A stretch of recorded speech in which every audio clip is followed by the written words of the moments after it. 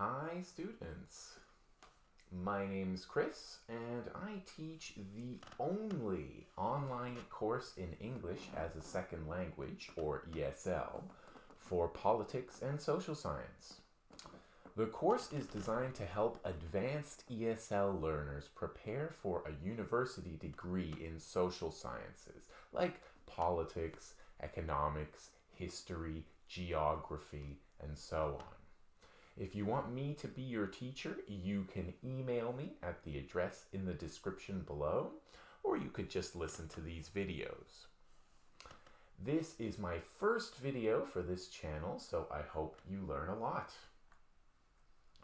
Perhaps the most important thing to me is critical thinking. Critical thinking means questioning the things you hear, the things you read, and maybe most importantly, what you think. It means not being satisfied with one explanation, even if the person who gave it to you seems to know what they're talking about. The reason I think thinking critically or critical thinking is so important is because, well, how can you be sure what you should be doing if you haven't thought carefully about it? What if your life were based on a lie and everything you're doing is wrong? Now, for sure, you already have some ability to think critically. For example, if I told you I invented the car, would you believe me? No? Why not? What if I said, well, were you there when I made it? No. So you didn't see it. So how can you know? Lots of reasons. Probably you know the car is older than I am. Can you think of any other reasons why I could not or probably could not have invented the car? If you doubted my claim that I invented the car, you already have some ability to think critically. Now, anyone can doubt something new. See, I made a claim. In other words, I said something I want you to think is true, that I invented the car. One reason you can doubt my claim is you have enough knowledge already on the subject of cars. But it's harder to learn to doubt and question the things you've been told all your life. What if all your teachers and all the school textbooks you've read told you I invented the car? You would believe it, right? At least at first. Because as kids, we don't have much knowledge. We don't know the difference between facts and lies, so we just believe what we're told by an authority figure. You wouldn't realize it was all a lie until maybe you saw with your own eyes proof that it was a lie, or maybe read some books on the subject, or even just looked it up on the internet. You could look up the history of cars on the internet and see I can't have invented them. But most people wouldn't even question the claim. They wouldn't get the opportunity to think differently. They were told something was a fact by an authority. Why would they question it? The answer is one of the most important lessons in critical thinking. Just because someone appears to be some kind of authority does not mean they're telling the truth. I've used this word a couple of times so far, so now let's look at the word authority. It has a couple of meanings, bear that in mind. It could mean being an expert. I'm a native English speaker, so I'm an authority on English, which means I know a lot about English. That's all it means. I don't know everything about it. In the end, I only have my own perspective. It could be different from that of other people, and I could be wrong about things. In fact, I've had students point out or tell me about mistakes in my own English, and it always makes me happy. But if I don't get someone to point out my English is wrong, I might never notice. And that's true about everything I think. Now, authority has a second meaning, and it's a person with power. What does it mean to have power? Power means different things in different contexts. Hope you know that word, context or situations. But nowadays, it usually means that the person we're talking about has the power of the state behind them. I'll do a whole series of videos on the state in the future, but for now you could think of state as roughly synonymous with government, for now.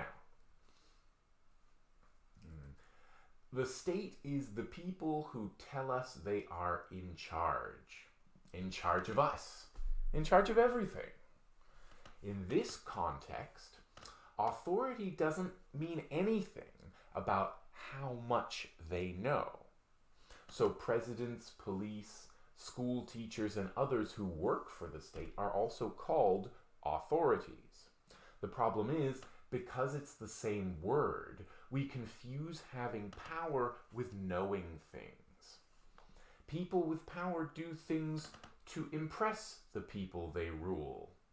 I don't know if you know that word, rule, hold power over people.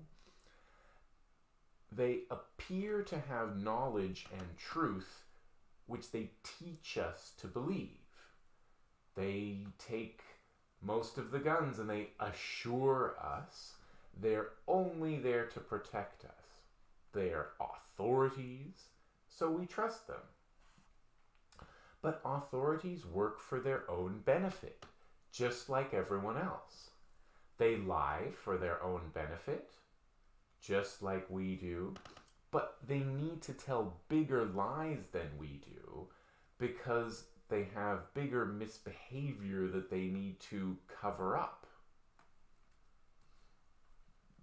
We might lie about how much money we have. They lie about bombs and weapons and missiles so they can kill 1 million people on the other side of the world.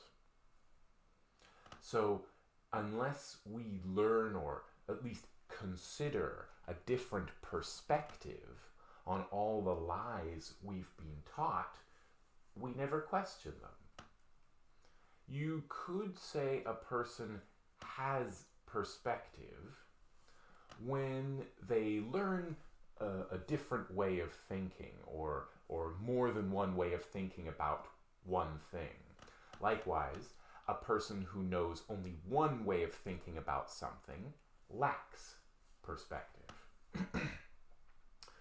How do you think you could gain perspective in your life, in your context? What could you do to question the things people tell you? How can you gain perspective on the ways people in your culture think? Tell me in the comments and we'll talk more. So, when someone appears to be an authority, you don't have to listen to them. You don't have to believe them, at least. You can ask, why? And how do you know? And who says so? You can check Google to see what other people say, as long as you don't just believe something just because you want to. Think about people's motivations or reasons for saying what they're saying and doing what they're doing, especially if they have power over you. Why are you telling me this? Why do you want me to think this way? Be careful whom you listen to. Being confident could be a sign the person isn't actually right. And if you've been thinking this whole time, why is Chris telling me this? Why should I believe him? Then good. You should be thinking that way. I'll let you figure it out. So, to review the vocabulary that we've learned today, we could start with critical thinking, which means questioning things, questioning what you're told, questioning even what you think. Making a claim, which means saying something is true, whether or not it is. We learned the word authority in two of its meanings. One could be that of an expert. He's an authority on this subject. You could say, I beg your pardon. The second meaning of authority is to be in charge, maybe to have power over people. We also learned to point out, to tell me about. My students often point out something that's wrong with my English, even though I'm a native speaker and have been speaking it for 30 years. The word context, which is very similar to the word situation. We introduced talk of the state. The state isn't the same as government, but for now, for our purposes, for most conversations, you could use it in about the same way. To rule someone means to hold power, usually state power, over someone. You could say a king rules his kingdom, for example. People assure us or promise us, don't worry about this. They assure us of something. You can cover up something, which means to hide. If something's there, I can cover it up. You can't see it anymore. See? The word perspective, and to say that if someone has perspective, then they have different ways of looking at something. And if they lack perspective, then they only have the one way of looking at something, a limited way of understanding something. And finally, the word motivation. What is someone's motivation? What is their reason for doing what they're doing? There. One of the biggest challenges for anyone is to question the world around them. And that's my challenge for you. Be sure to like this video and subscribe to see more like it every Sunday of every week. So see you next week.